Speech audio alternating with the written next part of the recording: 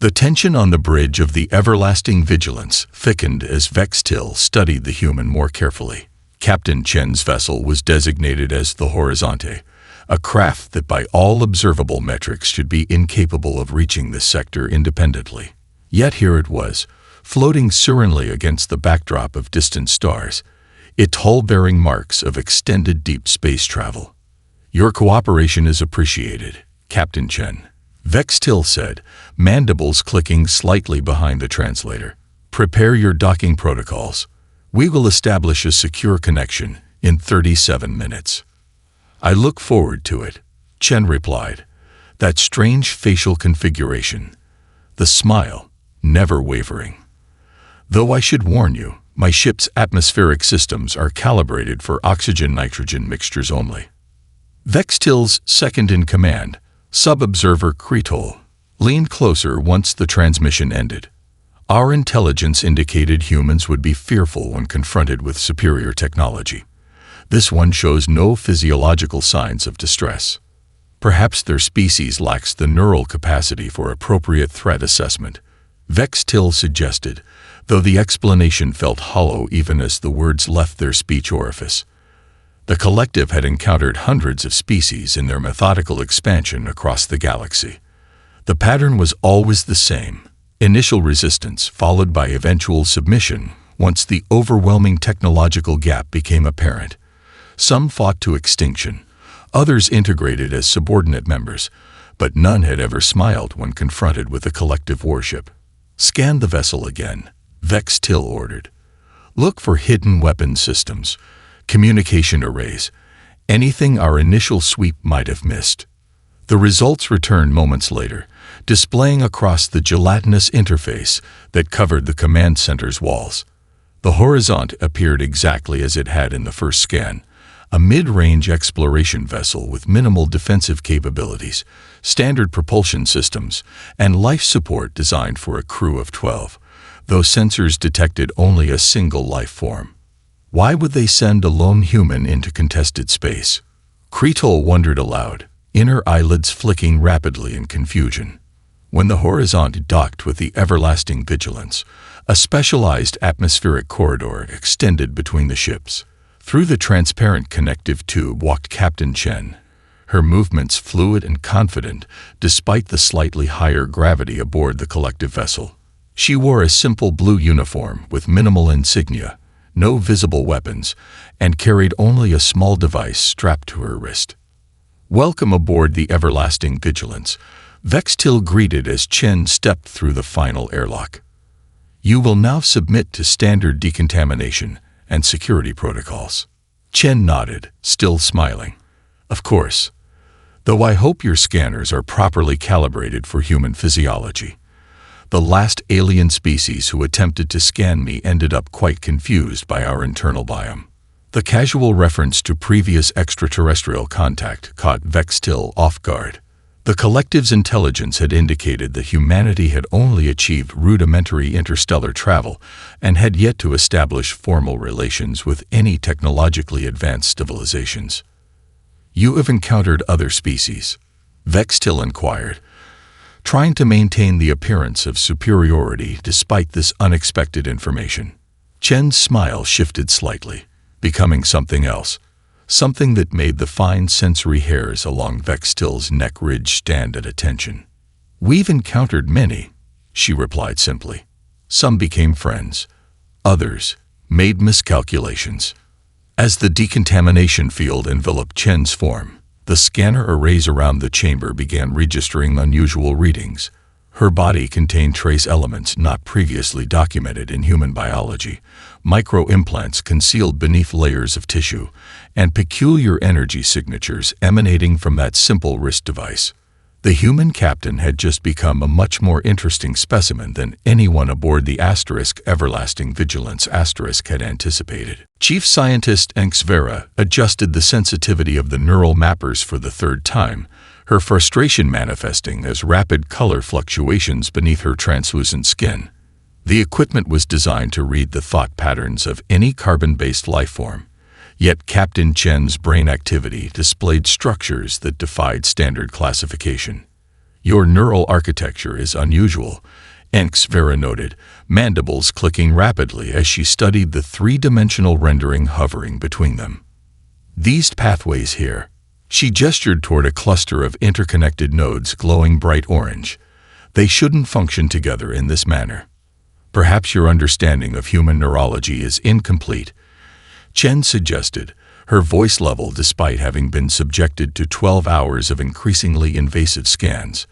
The examination chamber was clinically sterile, built to accommodate specimens from countless worlds. Chen sat on a hovering platform adjusted to human height, surrounded by equipment that periodically emitted soft pulses of light as it recorded data. Two junior scientists worked at gelatinous consoles nearby, their elongated fingers sliding through the interface material as though manipulating liquid. "We have studied 17 human specimens previously," countered the second examiner, senior biologist Zexirin. "None displayed these anomalies." Chen's smile widened slightly. Were any of those specimens military personnel? The scientists exchanged quick glances, an almost imperceptible shift in their stance betraying the answer before Vera spoke. They were civilians. Traders who violated collective territory approximately 15 of your Earth years ago. "That explains the discrepancy," Chen said, as though this clarified everything. Vera moved closer, her breath leaving small clouds of methane that were quickly captured by the room's atmospheric processors. "Explain this distinction. How does military status alter fundamental neurological structure?" Chen glanced at the restraints binding her wrists to the examination platform. They were composed of a malleable alloy that adapted to movement, preventing escape without causing injury, a humane approach to captivity that intrigued her. "Human military personnel undergo cognitive enhancement," she explained, watching their reactions carefully, particularly those assigned to first contact scenarios. This was, of course, not entirely accurate, but the lie contained enough truth to seem plausible. The real modifications were far more sophisticated and subtle than what their scans could detect. Zexirin immediately began entering notes into his console, the gelatinous surface rippling with his excitement. "What is the purpose of these enhancements?" "Combat efficiency, stress resistance, pattern recognition, primarily," Chen answered. "Humans evolved as pursuit predators. We're naturally adept at identifying meaningful information within chaos." As if to demonstrate, she nodded toward a monitoring display across the room. "For instance, I notice your ship has altered course 3 times in the past hour, suggesting we're moving deeper into collective territory rather than remaining in the border zone where I was intercepted." The scientists froze momentarily. The displays were written in the collective's primary language, a complex system of mathematical symbols that should have been incomprehensible to a human seeing it for the first time. "How did you?" Vera began, then stopped herself. "The translation implant we provided you must be more effective than anticipated." Chen didn't correct the assumption. Let them believe their technology was responsible, rather than the hundreds of hours she spent studying intercepted collective communications. High Observer Vextil entered the chamber, the door rising open to accommodate their tall frame. The scientists straightened reflexively, skin shifting to formal communication patterns. "Progress report," Vextil demanded, gaze fixed on the human. "The specimen displays unusual cognitive markers," Vera reported. "Potentially artificial enhancements. She claims they're standard for human military personnel." Vextil's inner eyelids flickered with interest. "Is she a threat?" "Impossible to determine," Zexirin admitted. "Her physical capabilities are well documented, within expected human limitations. But her cognitive processes," he gestured to the brain scan still rotating above them, areas of intense activity pulsing like miniature stars. Chen looked directly at Vextil, her smile taking on a quality that might almost be described as sympathetic. "You're asking the wrong question, Observer," she said quietly. "The relevant query isn't whether I'm a threat." "What is the relevant query?" Vextil asked despite themselves.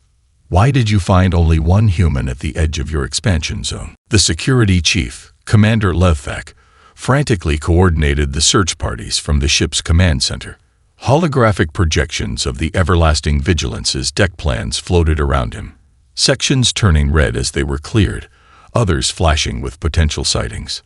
How does a creature with no evolutionary adaptations for stealth evade our most sophisticated tracking systems? Levthak demanded, his exoskeleton plates clicking in agitation. The question wasn't directed at anyone in particular, more an expression of professional outrage. A junior security officer approached with a portable scanner. "Commander, we found this in ventilation shaft 47G. It's emitting a heat signature identical to human baseline temperature." Levthak examined the small device, barely larger than his smallest digit. A decoy. Clever. While they wasted resources chasing false signatures, the human was methodically moving through their ship. The communication system suddenly activated, the ship's internal speakers carrying the calm, measured voice of Captain Chen across all decks. "Attention, collective vessel. Your security encryption protocols have a fascinating vulnerability when processing quantum variances. Did you know that?" Levthak immediately signaled to the communications officer, "Isolate and trace that transmission. I'm accessing your systems through what you might call a backdoor." Chen continued, her voice echoing through corridors where confused crew members paused their duties to listen. "Nothing critical. Life support remains untouched. That would be uncivilized." High Observer Vextil burst into the command center, amber eyes wide with alarm. "Status report. The human is broadcasting shipwide, but we cannot locate the source," Levthak admitted. "She appears to have compromised some communication protocols." "What I find most interesting," Chen's voice continued, conversational and relaxed as though discussing the weather, "is how your species developed such sophisticated technology without ever addressing the fundamental flaws in your approach to security. You build perfect systems based on perfect assumptions, but the universe is rarely perfect, is it?" Vextil leaned over the communication console. "What do you want, human?" A momentary pause. "Want? I'm simply conducting my mission. Observer. Cultural exchange. I learn about you. You learn about me." On the lowest deck of the ship, far from the command center, Shen crouched in a maintenance junction, her slender fingers working deftly inside an open access panel. The ship's schematics had been studied exhaustively by human intelligence analysts for years, reconstructed from fragments of data collected through covert observation. The collective's design philosophy was elegantly predictable, which made it vulnerably consistent. She removed a small device from a hidden pocket in her uniform and placed it carefully among the ship's circuitry. The device, no larger than her thumbnail, began to pulse with a soft blue light as it integrated with the Asterisk Everlasting Vigilance's Asterisk systems, not to damage or disable, but to listen, record, and occasionally whisper false information. Chen sealed the panel and checked her modified wrist device. Ship time. 28 minutes until the next automated security sweep. Location of nearest patrol. 2 intersections away and moving perpendicular to her position. Perfect. Back in the command center, Vextil was growing increasingly frustrated. Lock down all critical systems. Reroute emergency protocols through isolated networks. Already done. Observer. Levthak confirmed. But she's not targeting critical systems. She's accessing cultural and historical databases, scientific archives, cynobiological records. Vextil's inner eyelids flickered rapidly, a sign of deep distress among their species. She's gathering intelligence. Yes, but to what end? Levthak wondered. These are not military secrets. Most of this information would be shared freely in any formal diplomatic exchange. A junior officer approached with another discovery, a perfect curved line scratched into the reflective surface of a corridor wall.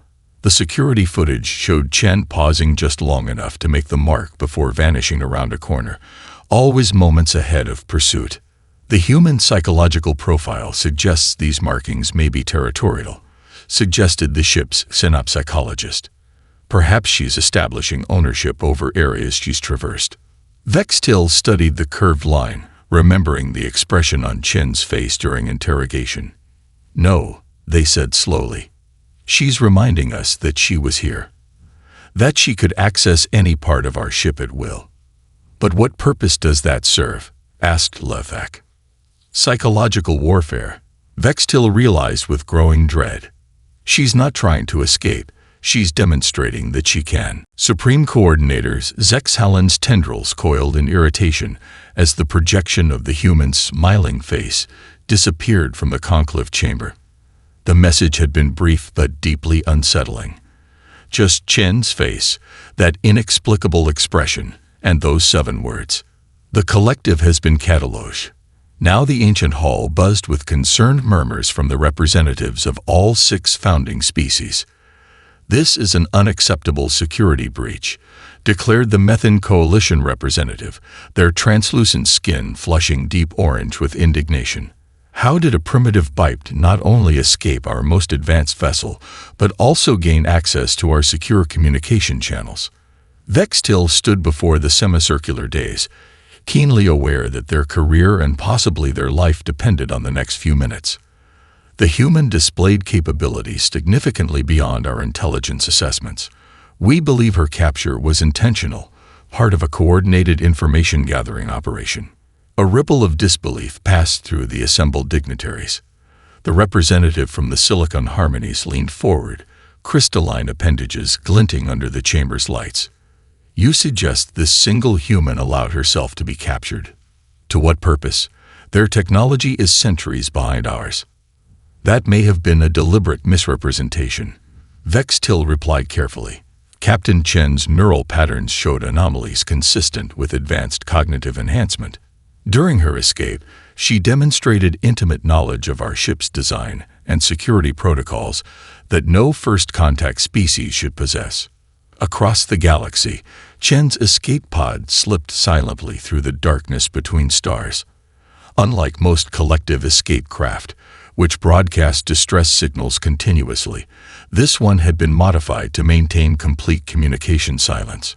Inside, Chen sat cross-legged on the floor, eyes closed in what might appear to be meditation, but was actually deep concentration as her neural implants processed the vast trove of data she had gathered. The small cabin was barely large enough for a single occupant. Its curved walls displayed scrolling information as Chen's wrist device interfaced with the pod's rudimentary systems: schematics, biological profiles, cultural archives, historical records, terabytes of collective data flowing through the specialized implants that hadn't been detected during her examination. A soft chime indicated the pod had reached the predetermined coordinates, an empty region of space far from any charted system. Precisely on schedule, a distortion rippled through the void as a ship dropped out of FTL. Unlike most human vessels with their practical, utilitarian designs, this one was sleek and predatory, its hull composed of materials that absorbed rather than reflected light. The Phantom Whisper extended a docking tube, drawing the escape pod into its specialized bay. As the airlock cycled, Commander Jackson Lin waited, flanked by 2 officers in the distinctive charcoal uniforms of Human Intelligence Services. "Mission successful?" Lin asked as Chen stepped aboard, her previously omnipresent smile replaced by a look of focused professionalism. "Beyond expectations," she confirmed, transferring data from her wrist device to the ship's secure systems. "The collective's technology is advanced, but their thinking is rigidly hierarchical. They've evolved in environmental conditions that reward conformity and predictability." "Weaknesses?" prompted Lin. "Several," Chen replied, bringing up a holographic display showing the intricate internal structure of a collective warship. Their atmospheric requirements make them vulnerable to targeted environmental attacks. Their command structure is centralized to a fault. Most significantly, they have no concept of strategic deception. Their evolutionary history never required it. Back in the conclave chamber, Supreme Coordinator Zex Hallen made a decision. "The human colony at Proxima Centauri IV will be our demonstration of power. We will proceed with the invasion as planned, but double the fleet size. This incident," changes nothing. Vextil's inner eyelids flickered rapidly, a gesture of concern his species couldn't entirely suppress. Supreme Coordinator, I respectfully request additional defensive measures.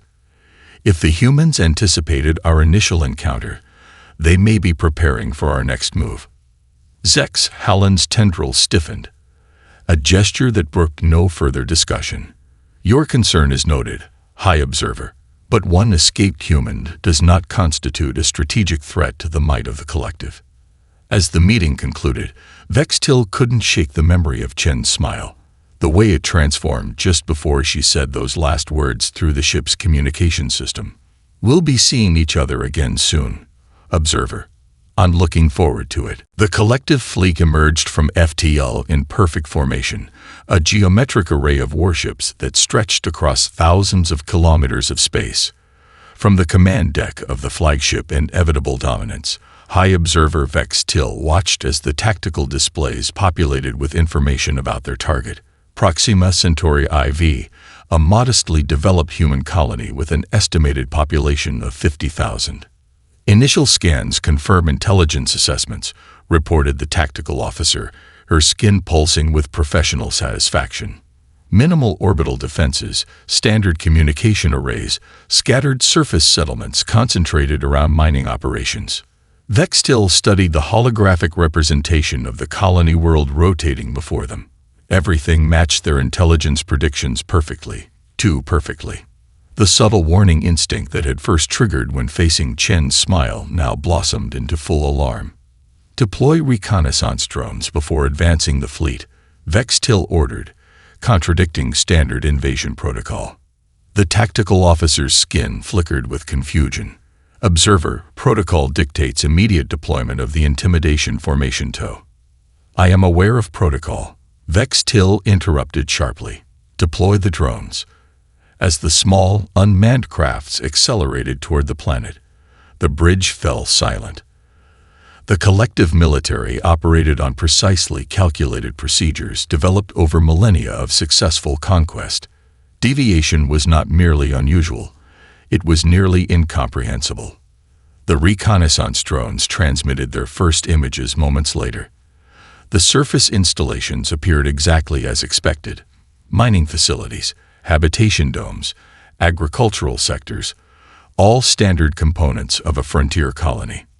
No anomalies detected, Observer, the tactical officer reported with barely concealed relief. Shall we proceed with the invasion? Vextil was about to reluctantly agree when the communications officer suddenly straightened. Observer, we're receiving a transmission from the planet's surface on all frequencies. The main view screen activated without command, overriding the ship's security protocols. The image that appeared caused every member of the bridge crew to freeze in instinctive recognition. Captain Chen's face, wearing that same unsettling smile. Greetings, High Observer Vextil, she said calmly. I see you've brought friends this time. Vextil's inner eyelids flickered rapidly. How did you reach this colony before us? Your escape pod lacked FTL capabilities. Chen's smile widened fractionally. I never said that was my destination. As for how I'm here now, we have our methods. The tactical display suddenly erupted with warnings as hundreds of new signatures appeared throughout the system. What had appeared to be minimal orbital defenses now revealed themselves as sophisticated weapons platforms, previously camouflaged by technology that bent sensor readings around them. The seemingly innocuous asteroid belt began to shift, individual rocks breaking formation to reveal hidden thrusters. Impossible, whispered the tactical officer as the display continued to transform. Our scans should have detected these installations. Chen continued speaking as though narrating a particularly interesting nature documentary. The collective relies on pattern recognition for threat assessment. It's woven into the very architecture of your sensor systems. We simply gave your sensors exactly the patterns they expected to find. On the far side of the planet, previously undetected launch facilities activated simultaneously. Swarms of autonomous combat drones accelerated toward the collective fleet, their trajectories calculated to bypass the defensive screens optimized for larger weapons. Battle formation. Vextil ordered, but the perfect geometric array, designed for maximum intimidation rather than actual combat efficiency, was already breaking apart as ship commanders reacted independently to the unexpected threat. The colony's mining equipment suddenly transformed, massive industrial drills and excavators reconfiguring into ground-based defense cannons. Hidden silos opened across the planet's surface, revealing specialized missiles designed specifically to target the atmospheric vulnerabilities of collective vessels. "You underestimated us at every turn," Chen said, still eerily calm as chaos erupted around the collective fleet. "Not because you are less intelligent, but because you couldn't conceive of a species that evolved to thrive on deception and misdirection.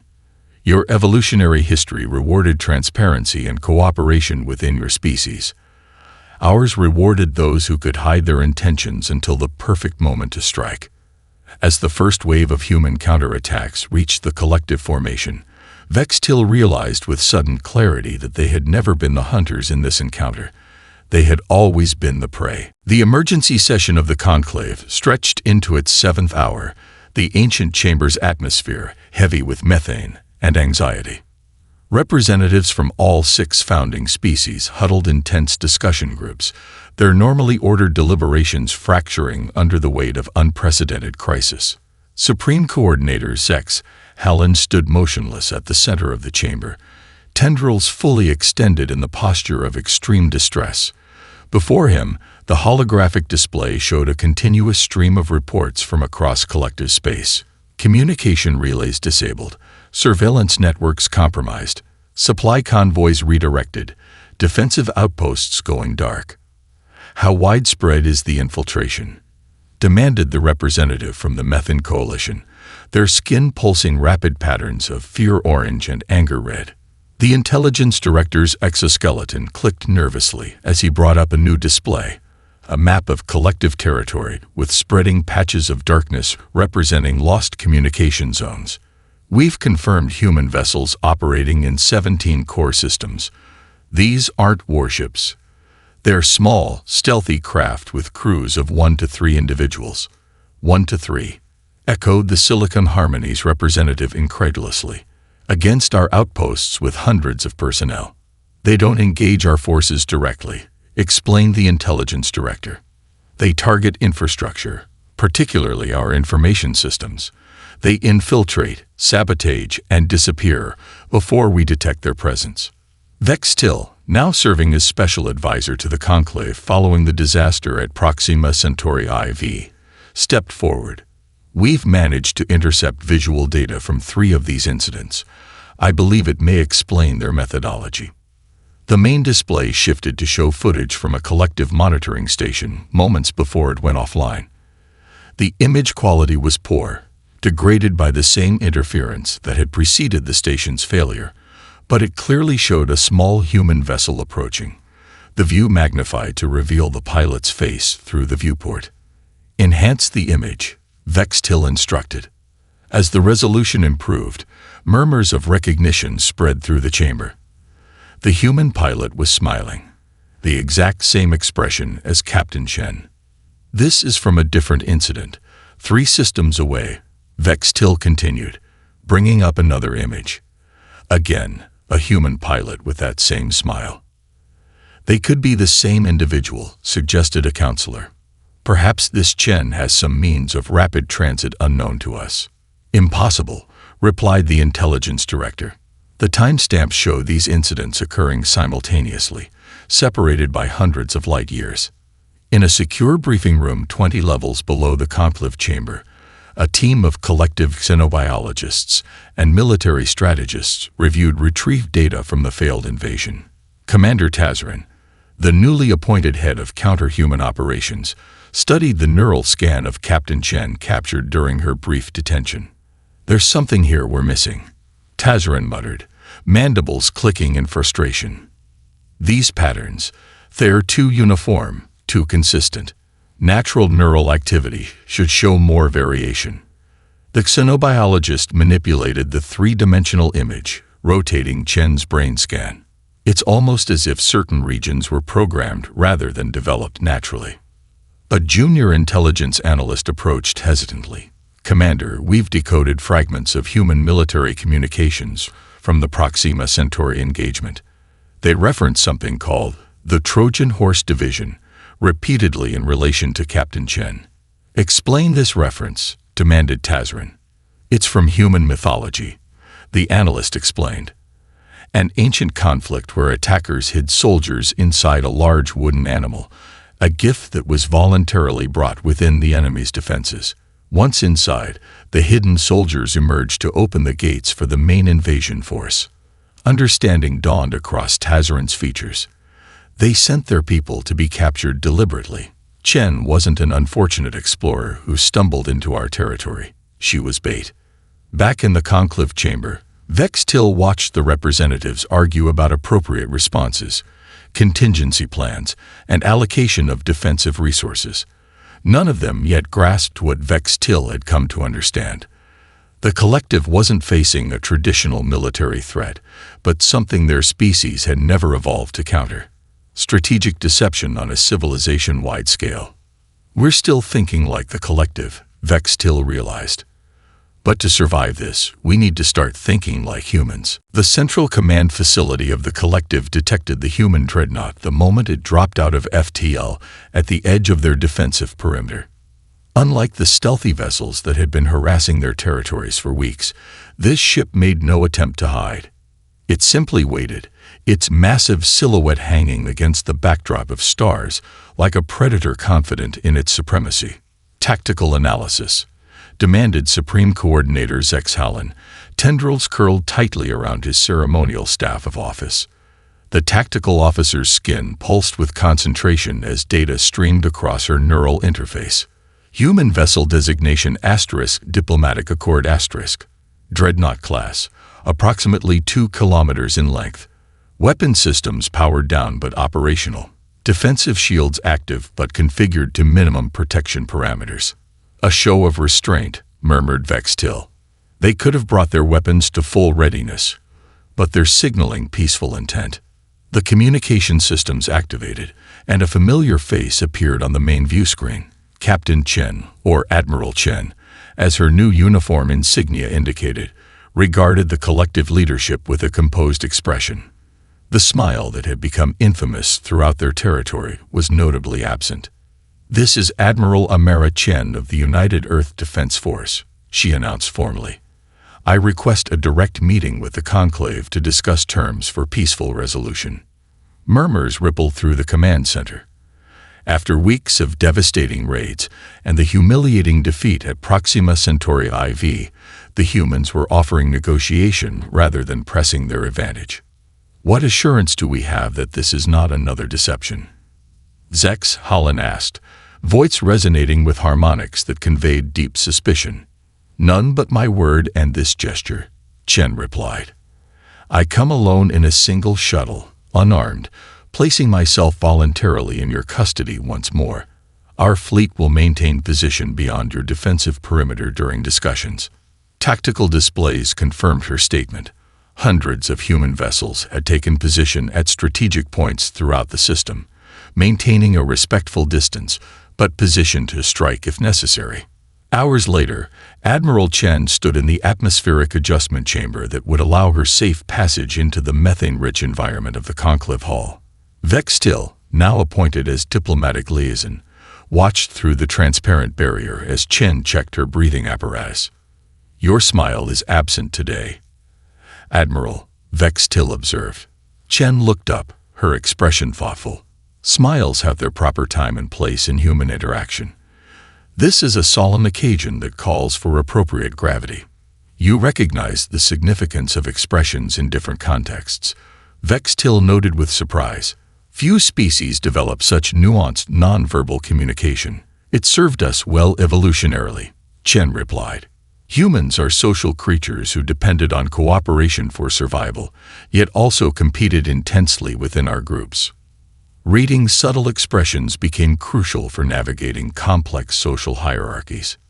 Inside the ancient conclave chamber, representatives from all 6 founding species watched with wary fascination as the human admiral approached the central speaking platform. The space had been designed for beings twice her size, making her appear almost childlike amidst the towering architecture, yet her presence commanded attention. The terms I am authorized to offer are these. Chen began without preamble. A permanent cessation of hostilities, recognition of current territorial boundaries with no further expansion into human-claimed systems, exchange of non-military technology and cultural knowledge, establishment of a neutral zone for scientific cooperation and diplomatic missions. Supreme Coordinators X. Hallen's tendrils writhed in confusion. These terms do not reflect your tactical advantage. You could demand territorial concessions, resource rights, even our subjugation. We could, Chen acknowledged. But that would be short-sighted and inefficient. Explain, demanded the representative from the Silicon Harmonies, crystalline appendages glinting under the chamber's lights. Chen gestured to the chamber around them. Your civilization has existed for 12,000 years, developing art, philosophy, science, and unique cultural perspectives. Why would we destroy what we could learn from? The resources gained through conquest are temporary. The knowledge exchanged through cooperation is permanent. A murmur of surprise passed through the assembled dignitaries. The concept that a technologically capable species would prioritize knowledge exchange over resource acquisition challenged their fundamental understanding of interspecies relations. And if we refuse? Asks Sexhallen. Chen's expression remained calm, though her eyes conveyed firm resolve. Then we continue our current strategy until you reconsider. We prefer not to, but we will if necessary. The grand opening of the Collective Cultural Exchange Center on Earth marked the one-year anniversary of the peace treaty. Located in Singapore, the massive structure combined architectural elements from all 6 founding species of the collective, its methane-oxygen segregated environments, allowing visitors from both civilizations to observe each other through transparent barriers. Ambassador Vextil stood before the gathered crowd of human and collective dignitaries, the ceremonial ribbon stretched before them. Earth's natural sunlight filtered through the dome above, catching on the metallic elements of Vextil's ceremonial attire. The ambassador raised their ceremonial cutting tools and addressed the assembly. Today represents not merely the opening of a building, but the opening of understanding between our civilizations, Vextil announced, their voice translated simultaneously for the human audience. Then, to the collective gasps of the audience, Vextil's breathing apparatus, newly modified with flexible synthetic materials, curved upward at the edges in a recognizable approximation of a human smile. The human diplomats broke into applause, while the collective representative's skin flickered with patterns indicating astonishment and respect for such a profound cultural adaptation. Later that evening, at the private reception following the ceremony, Admiral Chen approached Ambassador Vextil in the carefully controlled neutral atmospheric zone, where both species could briefly coexist with appropriate breathing apparatus. Your adaptation is remarkable, Chen noted, gesturing to Vextil's modified breathing apparatus. The neural rewiring necessary to control unfamiliar facial movements must have been challenging. Less challenging than learning to think in non-linear patterns, Vextil admitted. Our scientists still struggle to understand how your species developed such complex social signaling. Chen considered this thoughtfully. Our evolutionary history forced us to become adept at reading intentions that might be deliberately concealed.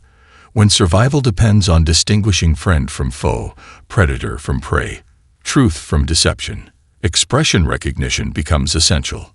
Across the room, a group of young collective scholars were engaged in enthusiastic discussion with human linguists, their translator devices occasionally emitting strange sounds as they attempted to convey concepts that had no direct equivalence between their languages. The curriculum in our educational institutions now includes mandatory study of human psychology, Vextil explained, particularly your use of expression and body language. It has been enlightening and surprisingly challenging for our diplomatic corps, Chen added with a slight smile. We've had to learn to be more literal and transparent in our communications with the collective. Your species' natural honesty is refreshing, but occasionally problematic when we forget to adjust our typical human communication styles. A historian from the collective approached, their skin pulsing with respectful communication patterns. Admiral Chen, our archives have officially designated the conflict as the Smile War in recognition of the pivotal role your expression played in our initial misunderstanding. Chen nodded thoughtfully. An appropriate name, though I hope future cultural exchanges will prevent similar misinterpretations. That night, after the reception concluded, Vextil stood alone on the observation deck of the exchange center, looking out at the Earth's night sky. The stars appeared different from this perspective, arranged in unfamiliar patterns, yet governed by the same universal constants. A display panel nearby showed educational material prepared for collective visitors explaining human expressions. The entry for Smile listed 27 distinct variations, each conveying different emotional states or intentions, from joy to threat, from nervousness to confidence. The complexity of it was both fascinating and terrifying. How had the collective, with all its technological advancement, failed to recognize the sophisticated communication system embedded in human facial movements? Their species had evolved in environments where transparency was advantageous, chemical signals and color changes that directly conveyed internal states without ambiguity. Humans had evolved in environments where ambiguity itself could be advantageous, where the ability to conceal true intentions while projecting false ones might determine survival. As the Earth rotated beneath the stars, Vextil attempted the smile expression once more, feeling the strange pull of unfamiliar muscles. It was uncomfortable, unnatural, yet somehow profound in its significance. Not merely a mimicry of human expression, but a bridge between fundamentally different evolutionary paths. The collective hadn't merely underestimated a human smile. They had failed to understand that communication itself could be an evolutionary strategy, one that humans had mastered over millennia of complex social interaction.